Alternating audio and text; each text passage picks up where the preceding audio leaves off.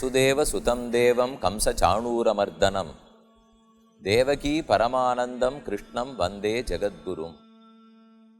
ஜகத்துக்கே குருவாய் கீதை உபதேசித்த கண்ணன் தன் சிறு பிராயத்தே எத்தனையோ சேஷ்டிதங்களை திருவிளையாடல்களை புரிந்திருக்கிறார்.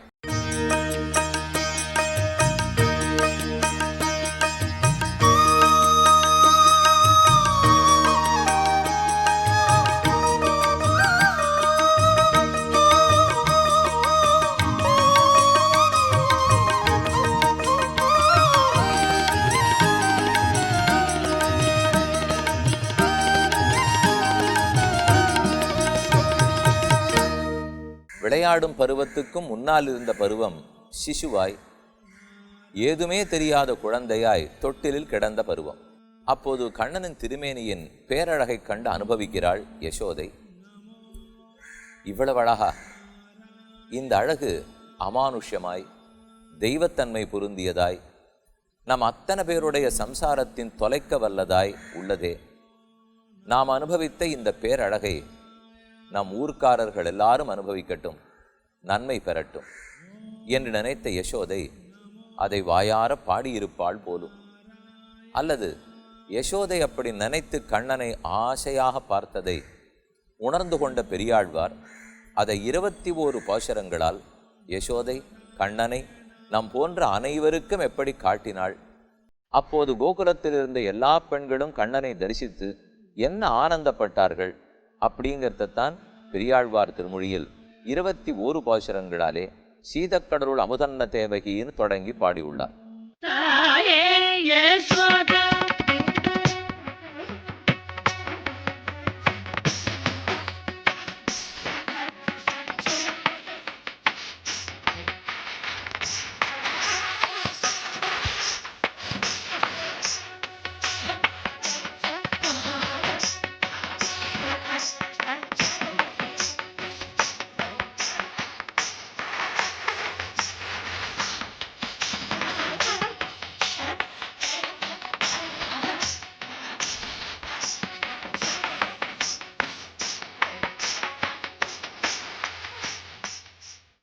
அதில் கடந்த உபன்யாசம் வரை 18 பாசுரங்களின் அர்த்தங்களை பார்த்து விட்டோம். அதில் கடைசியாக நாம் பார்த்தது பகவானுடைய காதுகளில் சாத்தி கொண்டிருக்கிற குண்டலங்கள். காதுகாப்புன்னு சொல்கிறோம்.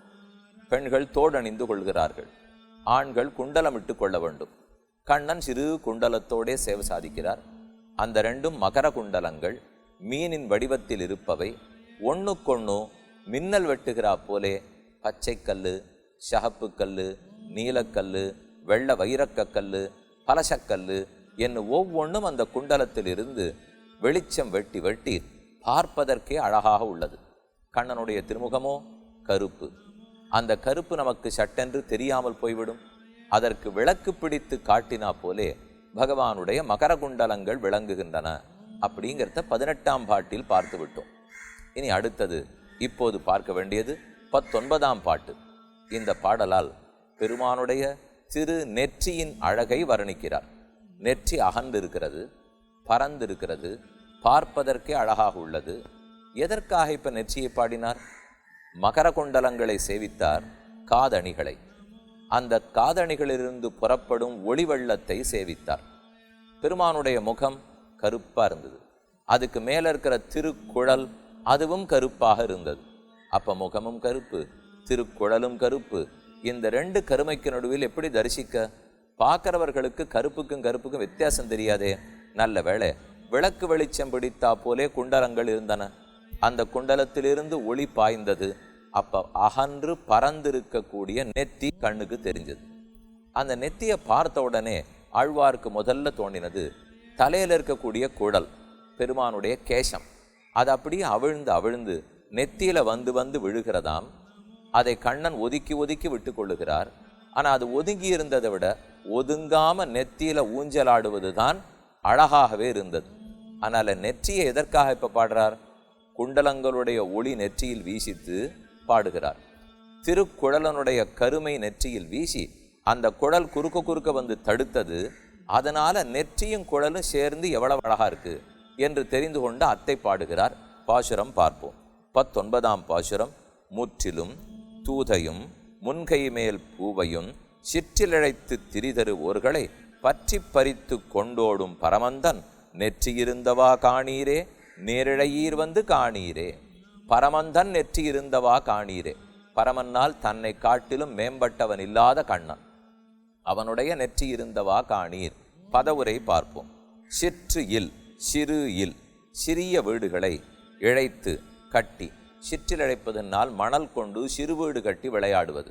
சிறிய வீடுகளை இழைத்து திரிதருவோர்களை திரிகிற பெண்களுடைய முற்றிலும் சிறு சுளகுகளிலும் தூதையும் சிறிய பானைகளையும் முன்கை மேலே நின்று விளையாடுகிற பூவையும் நாகனைவாய் புள்ளையும் பற்றி கையை பிடித்து பறித்து கொண்டு அபகரித்து கொண்டு ஓடுகிற சிறு பெண்களெல்லாம் மண்ணால வீடு கட்டி சந்தோஷப்படலாம், விளையாடலாம்னு வந்திருக்கார்கள்.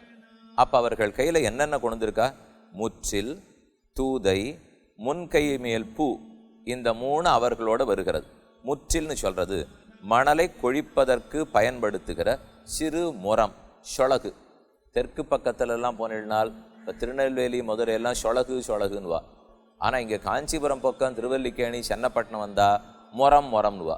முரத்தால் அடித்தார் பழங்கால தமிழ் பண்டிதர்களிடத்துலேருந்து பார்த்துருக்கமோ இல்லையோ. ஆனால் சொளகளை வச்சியா, சொளகளை போட்டு பண்ணியா என்று தான் கீழே தெற்கெல்லாம் கேட்போம். அந்த சொளகை எடுத்துன்னு வந்து மணலை கொழிக்கிறார்களாம். நெல்லை கொழித்து அதில் உமி நீக்கி நல்லத்தை எடுத்துக்கிறது ஒரு மாதிரி. மணலை வச்சு வீடு கட்டணும்னால் இப்பவும் ஜல்லி போட்டு சலிக்கிறது, மணலை சலிக்கிறது, அதில் இருக்கிற கல் எல்லாத்தையும் எடுத்துட்டு அப்புறம் வீடு கட்டுறதுன்னு வச்சுருக்காளோ இல்லையோ.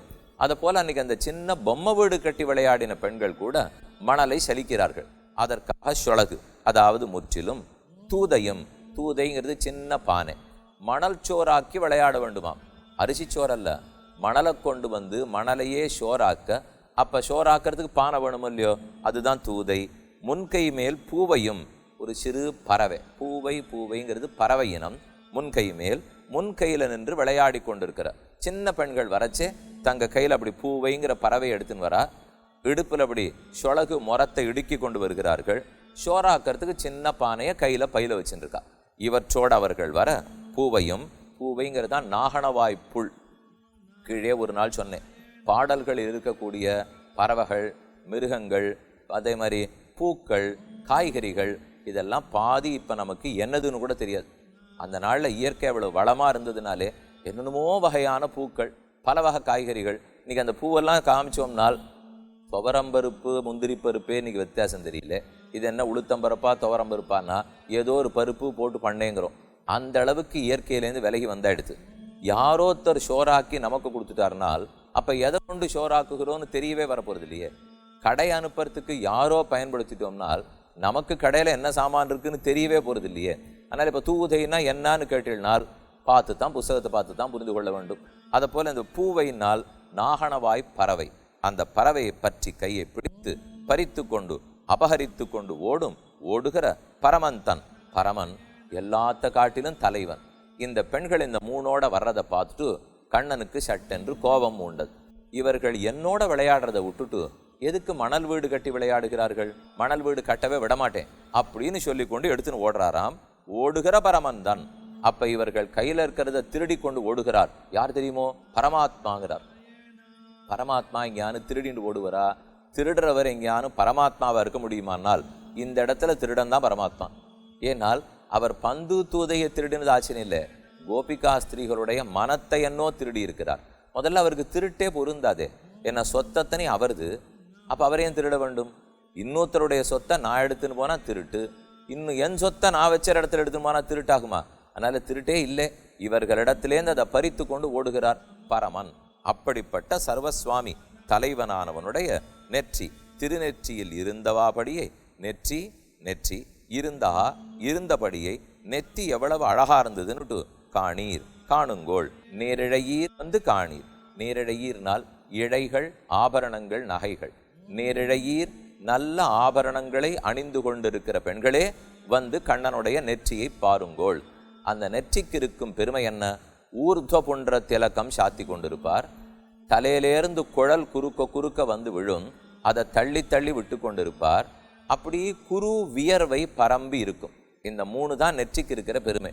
பெருமாளுக்கு புறப்பாடெல்லாம் ஆக்கி கீழே இறங்குறாருன்னு வச்சுங்க. கிட்டக்க போய் சேவித்தினால் நெத்தி வேர்வை கூட இருக்கும்னு சொல்லலாம். அந்த அளவுக்கு ஆழ்ந்து உள்ளே போய் சேவிக்கிறவாளுக்கு புரிஞ்சு போடும். நெற்றியை பார்த்தா நிஜமாவே கொஞ்சம் களைச்சி போயிருக்கார் போல் இருக்கே, முகமே களைச்சிருக்காப்புல இருக்கேன்னு சொல்லிடுவோம். உண்மையில நமக்கு தான் வேர்வை வரும். கண்ணனுக்கு பகவானுக்கு வரக்கூடாது, அதுவும் விக்கிரகத்தில் இருக்கிற பெருமானுக்கு வரவே கூடாது. ஆனால் எவ்வளவு தூரம் மெய்ப்பாடு பகவானுக்குன்னால் அந்த தலைமயிர் வந்து வந்து நடுவில் விழருது, நெத்தியில் வேர்வை சின்ன வேர்வை முத்து முத்தா பறந்து இருக்கிறது, ஊர்ಧ್ವ புண்டரம் சாத்தி கொண்டிருக்கிறது. எல்லாமே நெற்றிக்கு அழகு கூட்டுமாம்.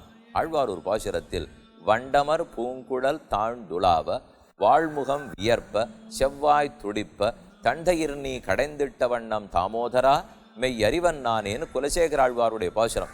சின்ன பாத்திரத்தில் வச்சு தயிர் கடையிறாராம். ஒரு பெண்ணை உட்காத்தி வச்சிருந்து தானும் அமர்ந்து கொண்டு ஒரு பக்கம் மத்தோட கயத்தை அவ கையில் கொடுத்துட்டு மத்தோட இன்னொரு பக்க கயத்தை தாங்கையில் பிடிச்சிருந்து ஒத்தருக்கு ஒத்தர் 2 பேரும் இப்படி கடைய ஆரம்பிக்கிறார். பார்க்கடலே கடைந்தவன் பரமன். ஆனால் அப்பெல்லாம் நெற்றி வியர்வை எல்லாம் விரும்பவே இல்லை. அதை அனாயாசமா சின்ன காரியமா பண்ணிட்டு போயிட்டார். ஆனா இந்த பெண்ணோட சேர்ந்து உட்காண்டு தயிர் கடையிறார் பாருங்க, அப்போ உடம்பெல்லாம் விதிர்த்து போயிடுத்தான், நாக்கெல்லாம் வத்தி போயிடுத்து ஒட்டி போயிடுத்தான், கண்ணெல்லாம் அப்படியே ஜலம் வருதான், நெற்றியில குருவியர்வை பரம்பர்தான். இப்படி கூட ஒரு பாத்திரத்தில் கடையிறவாளுக்கு வருமானால் அவ்வளவு ஆர்வம், அத்தனை ஆசை அந்த பெண்ணினுடைய பக்தியை கண்டு. அதனால் தான் நெற்றி வியர்வை. உலகத்தையே படைக்கிறாரோ இல்லை பெருமாள். அப்போ நெற்றி வியர்வை நிலத்தில் சென்று உழைப்பாரா? ஒன்றுமே இல்லை, சத்தமே இருக்காது. பகுஸ்யாம், நான் பலவாறாக ஆகப்போகிறேன்னு சங்கல்பம் எடுத்துக்கொள்வார், உலகமே படைக்கப்பட்டு விடும். அதற்கு நெற்றி வியர்வே வராதான். ஆனால் இந்த பெண்ணோட உட்காண்டு தயிர் கடையச்சே மோர் கடையச்சே எவ்வளவு நெற்றி வியர்வை தெரியுமோ. அந்த வேர்வை முத்து முத்தா இருக்கிறதே ஒரு அழகு தானே. அதுவும் நெற்றிக்கு அழகு. கண்ணம் ரொம்ப நன்னா இருக்கு, முகம் ரொம்ப நன்னா இருக்குன்னா திருஷ்டி போட்டு கழிக்கிறதுன்னு சொல்லுவா தெரியுமா. இந்த கன்னத்தில் இப்படி தீத்துவா. பெரிய உற்சவ காலங்கள்லாம் பார்த்தீங்கன்னா பெருமாளுக்கு அலங்காரம்லாம் பண்ணி முடிச்சுட்டு உடனே கன்னத்தில் இந்த பொட்டு வைப்பா. ஏன்னா நம்ம கண்ணே பொட்டு கொடுத்துனால் அடுத்து 8 வீதியில் புறப்பாடு கண்டவர்களை போகிறார். எத்தனை பேர் கண்ணு பட போகிறதோ.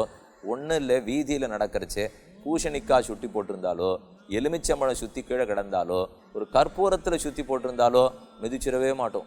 என்ன வந்துருமோ ஏது வந்துருமோ நம்மளை பிடிச்சிடுவோமோன்ட்டு. அப்போ பகவான் புறப்பாடு கண்டொழுகிறாரே, நம்ம எல்லாரும் சுற்றி போட வேண்டாமா? நம்ம கண்ணு திருஷ்டி பட்டுடக்கூடாதுன்னால் சுற்றி போட வேண்டும். அந்த அளவுக்கு நெத்திக்கு அழகு இருக்கிறது. அந்த அழகை கொஞ்சம் மறைக்கட்டும். அழகை நன்னா பார்க்கக்கூடாது. அழகுன்னு இருந்தால் கொஞ்சம் மறைச்சி வைக்கணுமோ இல்லையோ, அதுவே அழகுன்னு வச்சுங்க. ஏன்னா அழகை மறைத்தாலே இன்னும் அழகு கூடும். கண்ணனுடைய நெற்றியோ ரொம்ப அழகு. அதை தலையில் இருக்கிற மயிர் வந்து மறைச்சுன்னு விடுறதான். அதை அப்படி கண்ணன் தள்ளி தள்ளி விட்டுகிட்டே இருக்காராம். இப்போவும் நிறைய பேர் பண்ணுறா. தலை நிறையா வளர்ந்துருதுன்னு வச்சுங்க, அப்போ தலையில் வந்து விழும், இந்த பக்கவாட்டிலலாம் வந்து விழருது. அதை அப்படி ஒதுக்கி விட்டுட்டே இருக்கமோ இல்லையோ, அது கண்ணன் அப்படி அந்த நெத்தியில் இருக்கிற தலைமயிரை ஒதுக்கி விட்டுக்கிறது பார்க்கறதுக்கே அத்தனை அழகாக இருக்குமா. அடுத்தது ஊர்ಧ್ವ புண்டம், கீழிருந்து மேல் நோக்கி திலகம் சார்த்தி கொண்டிருக்கிறார்.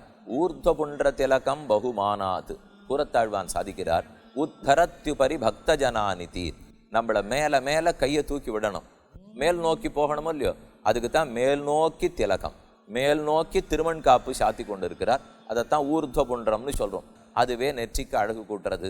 தலைமயிர் வந்து வந்து விழறது, அது ஒரு அழகு. சின்னதாக முத்து முத்தா வேர்வை பரம்பிருக்கு, அது ஒரு அழகு. இப்படிப்பட்ட கண்ணனுடைய நெற்றியை வந்து பாருங்கள். வண்டமர் பூங்குழல் தாழ்ந்துலாவ வாழ்முகம் வியர்ப்ப, அந்த நெற்றி எப்படி இருக்குமால் அஷ்டமி பிறைச்சந்திரனை போல இருக்குங்கிறார். அஷ்டமி சந்திரன் தான் நடுவான சந்திரன். பிரதம சந்திரனாக இருந்தால் ரொம்ப சின்னதாக இருப்பார்.